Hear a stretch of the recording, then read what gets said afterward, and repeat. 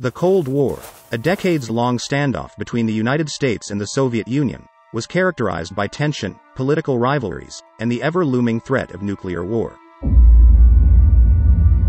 But there was one event that pushed these tensions to the absolute limit: the Cuban Missile Crisis. For 7 years as Secretary of Defense, I lived the Cold War. In the early 1960s, Cuba, led by Fidel Castro, became a close ally of the Soviet Union. This alliance would soon ignite a powder keg of global proportions.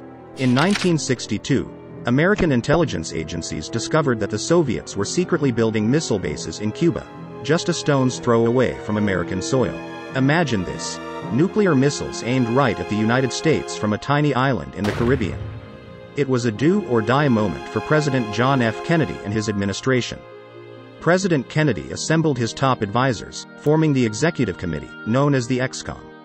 Their mission? To find a way to remove those missiles without plunging the world into nuclear annihilation. As he delivered that message, bearing on recent events in Cuba. Good evening, my fellow citizens. This government, as promised, has maintained the closest surveillance of the Soviet military buildup on the island of Cuba. Within the past week, unmistakable evidence has established the fact that a series of offensive missile sites is now in preparation on that imprisoned island.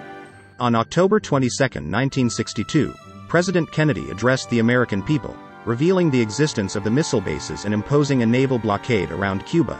A high-stakes game of geopolitical poker had begun. Days passed with heart-stopping intensity.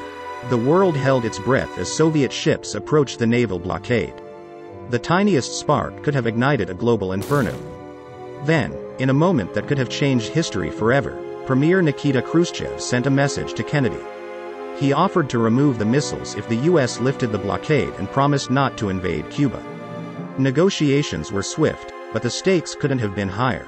Finally, on October 28, 1962, Khrushchev announced that the Soviet Union would dismantle its missile bases in Cuba. The world breathed a collective sigh of relief.